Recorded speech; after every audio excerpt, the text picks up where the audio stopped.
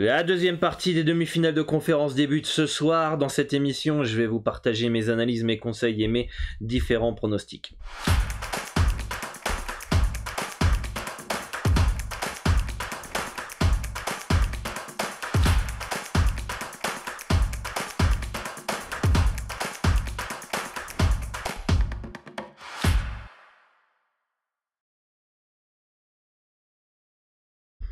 Hello à tous, voici le programme du jour. Miami face à Philadelphie Game 1 et les Suns face à Dallas. J'espère que vous êtes chaud pour cette émission puisqu'elle va se dérouler en plusieurs parties. Les résultats des pronostics de la dernière émission, les analyses et les pronostics en deuxième partie et enfin les performances joueurs en troisième partie. Et si vous voulez que je continue à faire ces vidéos qui me prennent du temps et qui sont totalement gratuites, n'hésitez pas à vous abonner à la chaîne, d'activer la cloche des notifications pour ne louper aucune des prochaines vidéos. Dès que la vidéo d'analyse des pronos est en ligne, vous recevez la petite notif.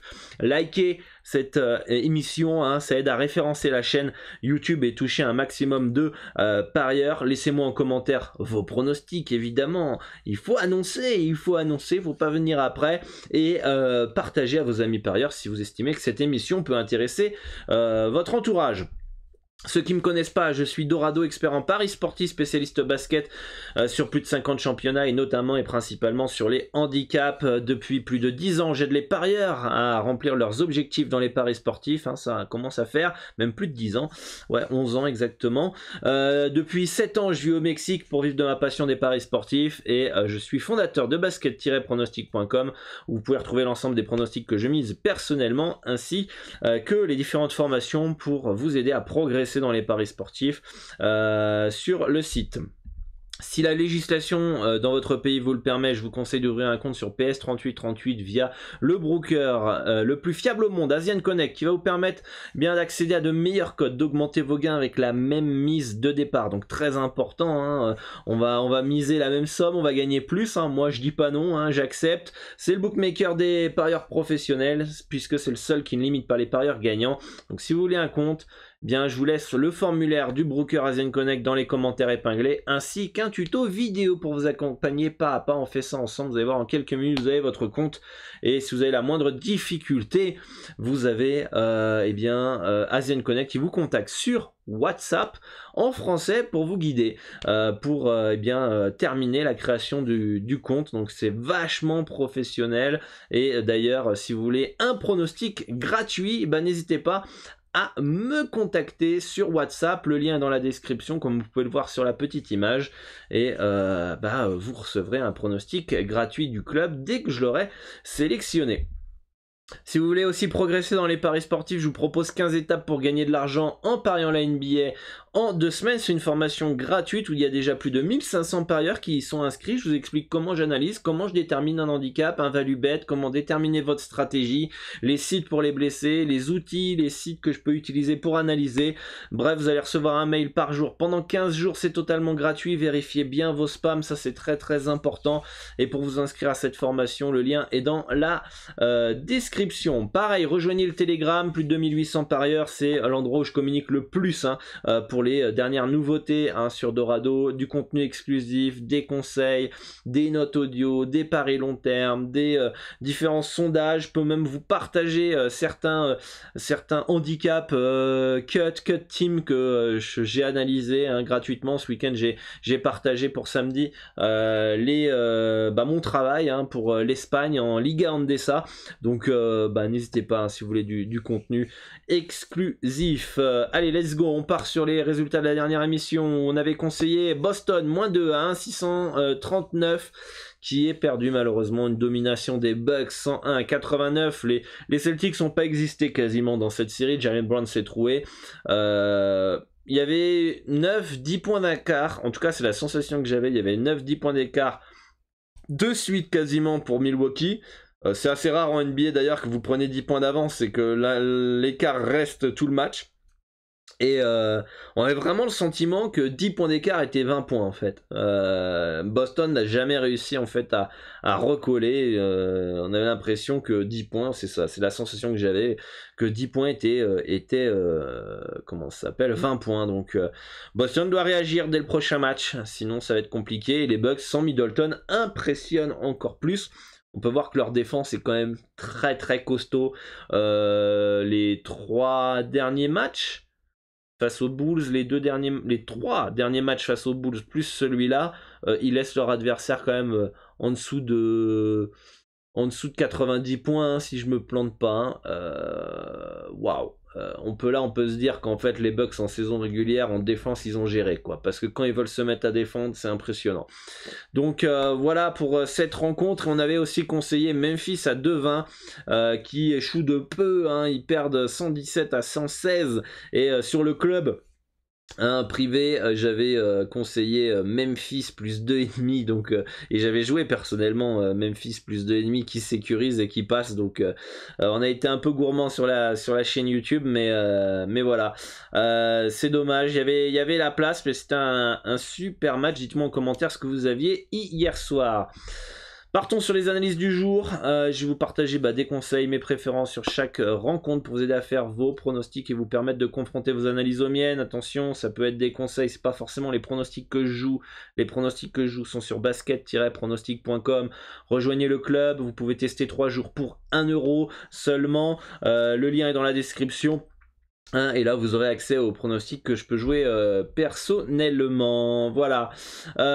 Et surtout gérez bien vos mises, misez de l'argent que vous pouvez perdre et que vous êtes prêt à perdre, c'est hyper important. Gérez bien votre bankroll et votre money management pour rester serein, non stressé, ne pas vous mettre en danger, hyper important. Beaucoup trop veulent mettre la charrue avant les bœufs, misent trop d'argent, sont en PLS, sans dette, se ruinent et sont en difficulté tout simplement derrière, et après ça entache sur leur vie privée.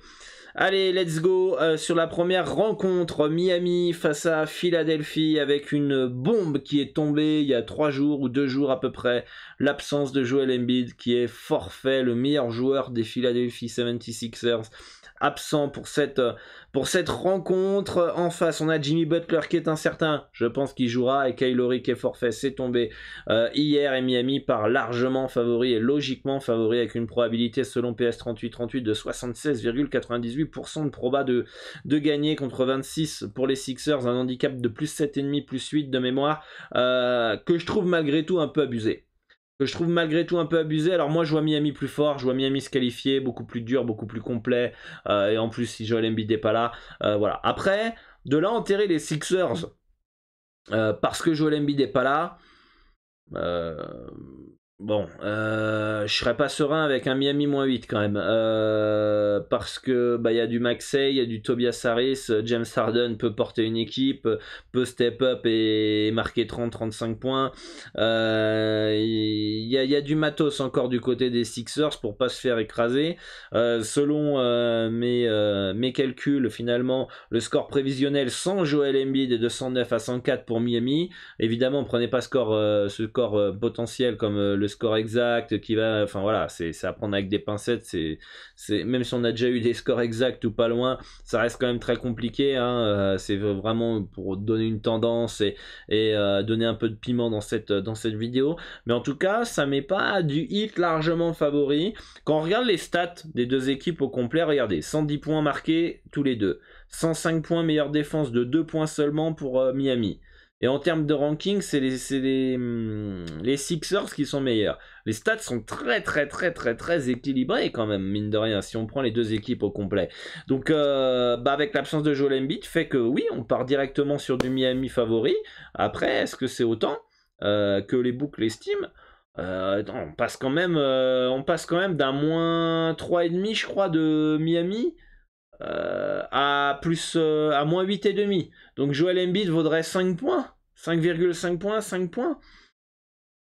C'est généralement pas forcément exactement ça, hein. Donc je sais pas. Moi je j'irai pas sur du Miami tête baissée. J'irai quand même plus sur du Miami sec s'il faudrait choisir. J'irai pas sur le handicap. clairement pas. J'attendrai aussi l'information de Jimmy Butler avant de valider Miami. Je pense qu'il sera là, mais bon, il est incertain. On aurait déjà eu l'info s'il était vraiment probable. S'il est pas là, avec Kyle Lowry, ça peut très bien rééquilibrer les forces. Hein. Donc, moi, pour le moment, cette rencontre, trop d'incertitudes. Et j'irai plus sur du Miami sec si Butler est là. Sinon, peut-être, si Butler est pas là, peut-être un Philadelphie plus 8, why not, hein, je sais pas. Donc en tout cas, pour le moment, c'est un beau no-bet dans cette rencontre. Dites-moi en commentaire ce que vous en pensez. Est-ce que vous pensez que les books surestiment l'absence de... et le marché, hein, surestime l'absence de Joel Embiid, ou est-ce que pour vous, c'est plutôt bien placé, ou est-ce que pour vous, il y a vraiment value énorme sur Miami? En tout cas, je suis assez perplexe sur cette rencontre, mais pour moi, Miami va se qualifier et pour moi est plus fort. Mais voilà, on sait jamais. Peut-être qu'Embiid d'ici ce soir, parce qu'il a une fracture au visage, il peut très bien jouer en surprise. Il joue, il a un masque et voilà quoi. Et en fait, il est là. Mais on verra. Je pense pas qu'Embiid sera forfait toute la série. En plus déjà qu'il est blessé au pouce aussi.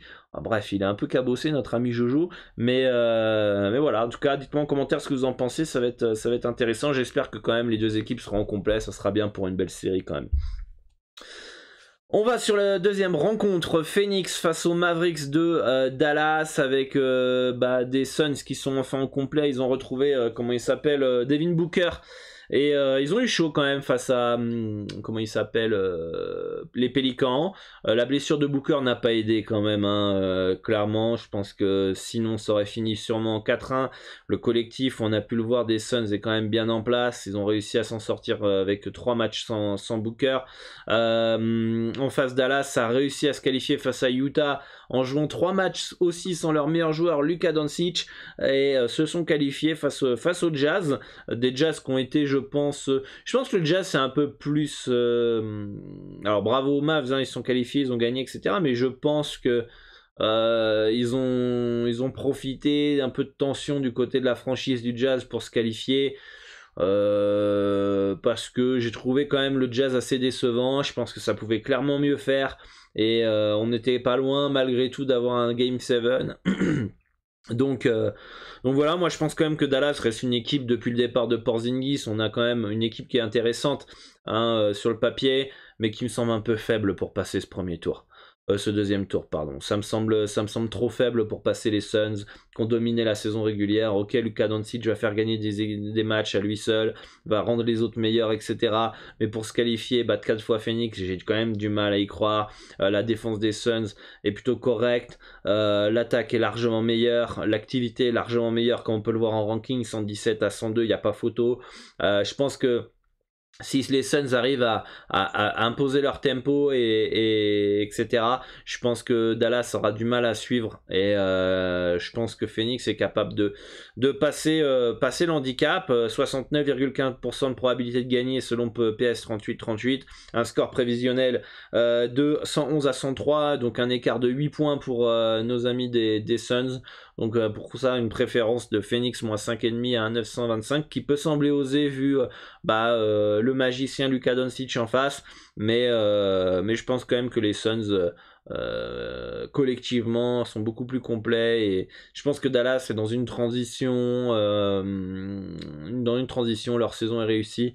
Voilà, préférence Phoenix quand même dans ce game 1. Voilà, dites-moi en commentaire ce que vous en pensez de cette rencontre. Et les performances joueurs, les résultats de la dernière émission, donc un beau petit perfect, ça fait plaisir, hein. On va se demander où sont les petits haters, hein, parce que quand on fait un petit 0 sur 3, ils arrivent en commentaire, mais quand il y a des 3 sur 3, il n'y a plus personne, ils sont tous en train de se cacher, et ils attendent quand on va faire un petit 0 sur 3, évidemment. Ja Morant over 24,5 points qui passe, Bobby Portis over 0,5 passes qui passe, et ensuite Al Horford aussi, ça gagne, over 2,5 passes. Dites-moi en commentaire si vous avez suivi un des performances joueurs, qu'est-ce que vous avez joué, est-ce que vous aviez repéré d'autres joueurs, dites-moi tout en commentaire. Et pour ce soir, on a un seul joueur qu'on a sélectionné, c'est James Harden, over 2,5 paniers à 3 points, 1,819 en l'absence de Joel Embiid. C'est lui qui doit porter l'équipe, c'est lui qui doit step up. On doit retrouver le James Harden de Houston ce soir. En tout cas, c'est ce que j'attends de lui. À monopoliser la balle, un joueur à 30-35 points. Des 4 sur 7 à 3 points, des 5 sur 9, voilà, il va bombarder, il n'y a pas le choix, il faut que James Harden joue, on retrouve le James Harden de Houston s'ils veulent espérer quelque chose, et si on a le James Harden de Houston, alors le over 2,5 panier à 3 points à 819 me semble très intéressant, sachant qu'en plus cette année il tourne à 2,3. Juste cette année, quand c'est peut-être son année où il prend le moins de tirs à panier à 3 points. On n'a encore pas vu, je crois, James Harden sans Joel Embiid, donc ça va être très intéressant.